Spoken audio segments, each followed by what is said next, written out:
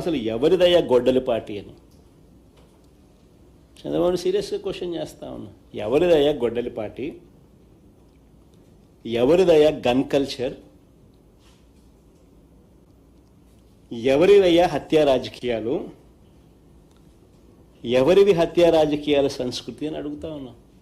ఇదే చంద్రబాబు నాయుడు గారి సూటిగా మా కుటుంబంలో ముగ్గురు, మా తాతగారు, మా నాన్నగారు, మా చిన్నాన్నగారు ముగ్గురు బలైపోయారు. మేం బాధితులం.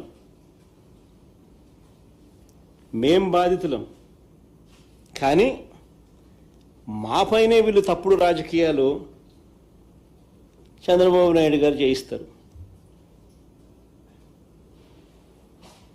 మా తాతగారు రాజారెడ్డి గారిని చంపింది ఎవరు అడుగుతా ఉన్నా చంద్రబాబు నాయుడు గారిని. టీడీపీ వాళ్ళు కాదా? ఈ ఘటన చంద్రబాబు ముఖ్యమంత్రిగా ఉన్నప్పుడు కాదా జరిగింది అని అడుగుతా ఉన్నా. 1999 అసెంబ్లీ ఎన్నికలకు ఏడాది ముందు 1999 చంద్రబాబు నాయుడు గారు ముఖ్యమంత్రిగా ఉన్నారు. 1999 ఎన్నికలకు ముందు ఏడాది ముందు చంద్రబాబు నాయుడు గారు ముఖ్యమంత్రిగా ఉన్నప్పుడు మా తాతగారిని రాజారెడ్డి గారిని చంపారు. కేవలం నాన్నగారిని రాజశేఖర రెడ్డి గారిని పులివెందులకి కట్టడి చేయాలి అన్న ఒక్క రాజకీయ కోణంతో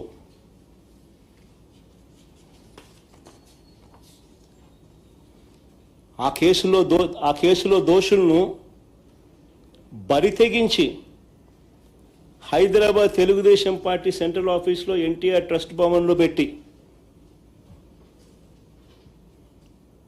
అధికార దుర్వినియోగం చేసి వాళ్ళని రక్షించినారు, జైలుకు కూడా పంపకుండా.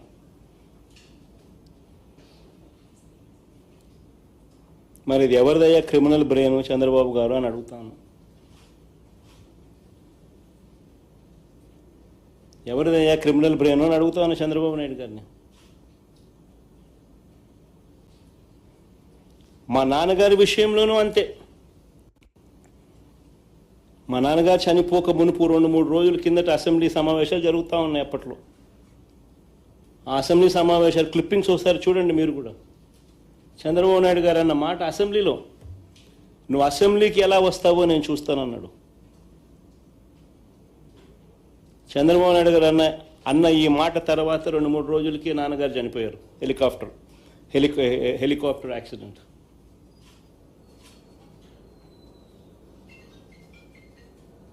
ఇప్పటికీ కూడా దీనికి సంబంధించి నివృత్తి కాని అంశాలు ఎన్నో ఉన్నాయి.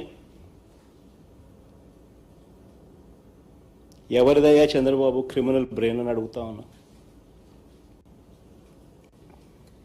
మా చిన్నాన్న వివేకానంద రెడ్డి గారిని ఇదే చంద్రబాబు ప్రభుత్వంలో హత్యకు గురైన మాట వాస్తవం కాదా అని అడుగుతా ఉన్నా.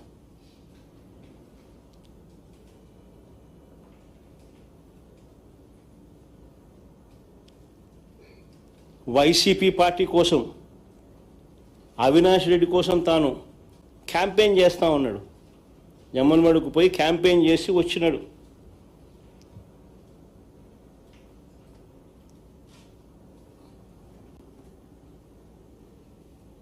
పైగా తానే వివేకం చిన్నానని హత్య చేశానంటూ సాక్షాత్తు లైవ్ టీవీ షోలో చెలరేగిపోయి విచ్చలవిడిగా మాట్లాడిన ఈ దస్తగిరి అనే వ్యక్తి, చంపిన వ్యక్తి, నేనే చంపాను అని చెప్పి విచ్చలవిడిగా చెలరేగిపోయి మాట్లాడే టీవీ లైవ్ షోలో ఈ దస్తగిరి అనే వ్యక్తి ఇవాళ స్వేచ్ఛగా పోలీసుల వత్తాసుతో దర్జాగా కారులో తిరుగుతూ ఉన్నాడు. జైల్లో ఉండాల్సిన వ్యక్తి దర్జాగా కారులో తిరుగుతూ ఉన్నాడు ఈరోజు.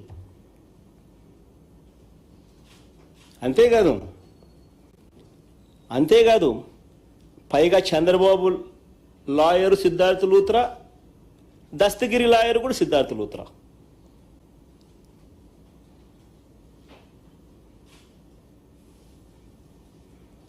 మరి ఎవరిదయా చంద్రబాబు క్రిమినల్ బ్రెయిన్ అని అడుగుతా ఉన్నా.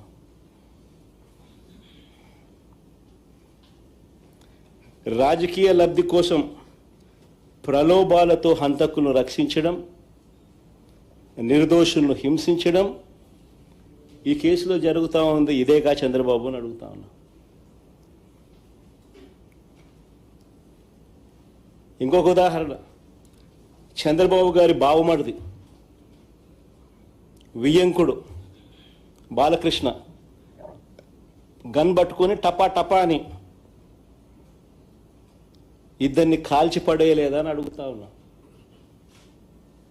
టపా టపా అని గన్ను పట్టుకొని కాల్చి పడేయలేదా అని అడుగుతా ఉన్నా. ఇదే పెద్ద మనిషి బాలకృష్ణ, చంద్రబాబు నాయుడు గారి వియ్యంకుడు.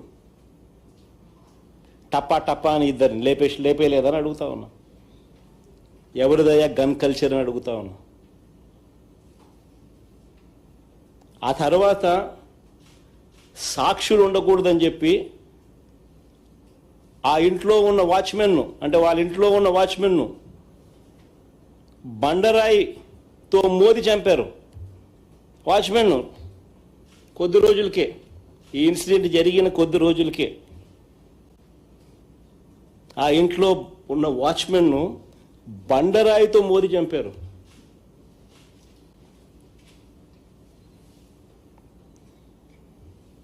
ఇంకొక ఇన్సిడెంట్, పాపం ఎన్టీఆర్ గారు అబ్బాయి హరికృష్ణ గారు యాక్సిడెంట్లో ఆయన చనిపోతే పరామర్శ కోసం అని చెప్పి పోయి చంద్రబాబు నాయుడు గారు పోయి కేటీఆర్తో పొత్తులపై చంద్రబాబు మాట్లాడారు శవాన్ని పెట్టుకొని.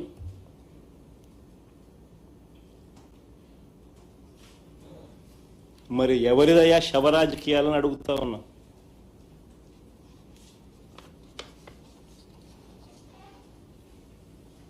అంతేకాదు, సొంత కూతుర్నిచ్చి రాజకీయ జీవితాన్ని ఇచ్చిన సొంత మామ, తండ్రితో సమానమైన ఎన్టీఆర్ గారిని వెన్నుపోటు పొడిచి సీఎం కుర్చీని, ఆయన పార్టీని, ఆయన గుర్తును లాక్కుని ఆయన చనిపోయేట్టుగా చేసింది ఎవరయ్యా చంద్రబాబు అని అడుగుతా ఉన్నా. ఎవరివయ్యా కుట్ర రాజకీయాలు అని అడుగుతా ఉన్నా.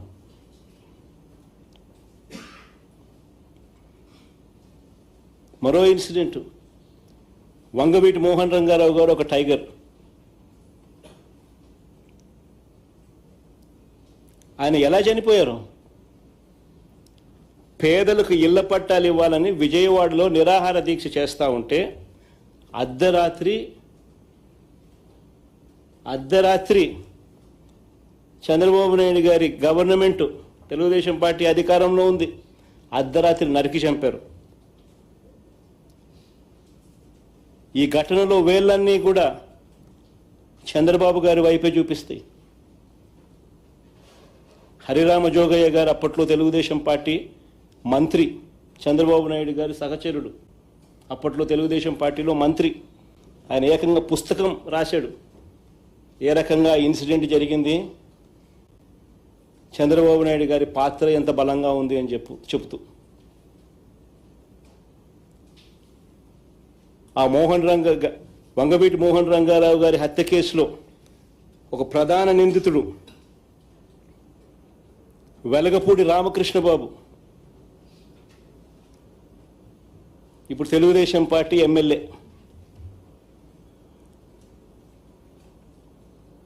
ఇప్పటికీ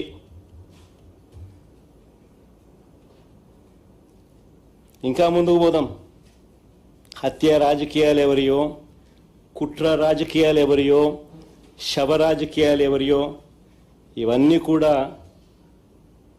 ప్రజలందరికీ కూడా తేటతెల్లమవుతా ఉన్నాయి. ఎన్టీఆర్ గారి మీద దాడి చేసిన కేసులో మల్లెల బాబ్జీ అనే వ్యక్తిని పోలీసులు అరెస్ట్ చేశారు. కొన్నాళ్ళ తర్వాత అతను ఒక లాడ్జీలో డెడ్ బాడీగా మారారు. డెడ్ బాడీగా మారిన ఆయన తన జోబీలో ఒక లెటర్ దొరికింది పోలీసులకు. ఆ లెటర్ సారాంశం ఏమిటంటే తనకు 3 లక్షలు ఇస్తానని చెప్పి చివరికి 30,000 ఇచ్చారని దాని సారాంశం. అసలు ఎన్టీఆర్ మీద దాడి కోసమే డబ్బులు ఇచ్చారా, అది నిజమైతే ఇచ్చిందెవరు అన్నదానిపై దర్యాప్తు లేదు. ఈ కేసులో వేళ్ళన్నీ కూడా అప్పట్లో చంద్రబాబు వైపు చూపించాయి. ఇంకొక ఎగ్జాంపుల్, పింగళి దశరథరామ్, ఈయన ఒక జర్నలిస్టు. విజయవాడలో ఎన్కౌంటర్ అనే ఒక పత్రికను పెట్టి టీడీపీ ప్రభుత్వ అవినీతిని ప్రశ్నిస్తూ ఉంటే ఈ వ్యక్తిని హైదరాబాదు నుంచి బస్సు దిగి రిక్షాలో ఇంటికి వెళ్తూ ఉంటే కత్తులతో దారుణంగా దాడి చేసి చంపారు. ఈ ఘటనలో వేళ్ళన్నీ కూడా అప్పట్లో చంద్రబాబు నాయుడు గారి వైపే చూపించాయి.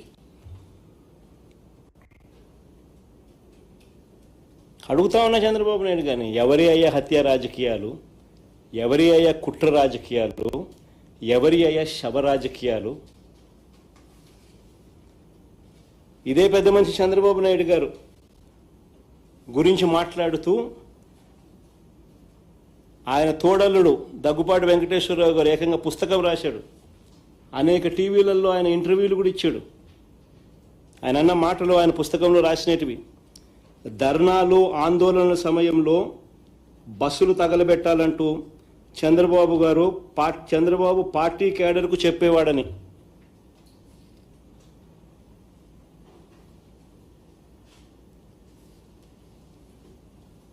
బస్సులు తగలబెట్టకపోతే ఆ ధర్నాలు కావంట. నేను కాదనింది ఈ మాటలు. స్వయంగా ఆయన తోడల్లుడు దగ్గుబాటి వెంకటేశ్వరరావు గారు అనేక టీవీ ఇంటర్వ్యూలలో ఆయన రాసిన పుస్తకంలో చంద్రబాబు నాయుడు గారి కుట్రలు, రాక్షస రాజకీయం గురించి వివరించిన మాటలు ఇవి. హరిరామ్ జోగయ్య గారి గురించి కూడా నేను ఇంతకు ముందే చెప్పాను. ఆయన కూడా చంద్రబాబు నాయుడు గారి సహచరుడు, మంత్రి. ఏ రకంగా చంద్రబాబు నాయుడు గారు కుట్రలు చేస్తారు, రాక్షస రాజకీయాలు చేస్తారు అన్నది ఆయన కూడా సువివరంగా కూడా వివరించినాడు. హత్యలతోనూ, వెన్నుపోట్లతోనూ, శవాలతోనూ, కుట్రలతోనూ రాజకీయాలు చేస్తున్నది చంద్రబాబు అయితే, విలువలు, విశ్వసనీయత, మాటకు కట్టుబడి రాజకీయాలు చేస్తా ఉన్నది మేము. గర్వంగా కూడా చెప్తా ఉన్నాను నేను ఈ మాట. వైఎస్ఆర్ కాంగ్రెస్ పార్టీ జగన్ గురించి నేను ఒకటే గర్వంగా కూడా చెప్తా ఉన్నా. జగన్ మంచోడు కాబట్టే మా తాతను రాజారెడ్డి గారిని చంపిన వాళ్ళు ఈ రోజుకి కూడా ప్రశాంతంగా బతుకుతూ ఉన్నారు. జగన్ చెడ్డోడైనంటే వాళ్ళంతా బతుకుండే వాళ్ళ.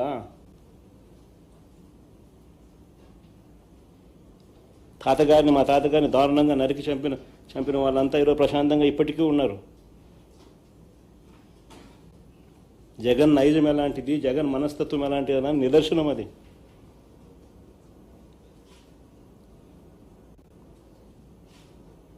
వారికి ఎప్పటికీ ఏమీ కాదు. ఎందుకనంటే మాకు నేర్పించింది రాజకీయాలు ఎలా చేయాలని మాకు నాన్న నేర్పించింది హత్యలు చేయమని కాదు, చంద్రబాబు నాయుడు గారి మాదిరి ప్రజలకు మంచి చేసి మంచి పేరు తెచ్చుకొని రాజకీయాలు చేయాలని. అది చంద్రబాబుకు మాకు ఉన్న డిఫరెన్స్. రాజకీయాల్లో ఎవరికి కుట్రలు అవసరమో, ఎవరికి కుట్రలు, గొడ్డళ్ళు, గుణపాలు అవసరమో ప్రజలకు బాగా తెలుసు.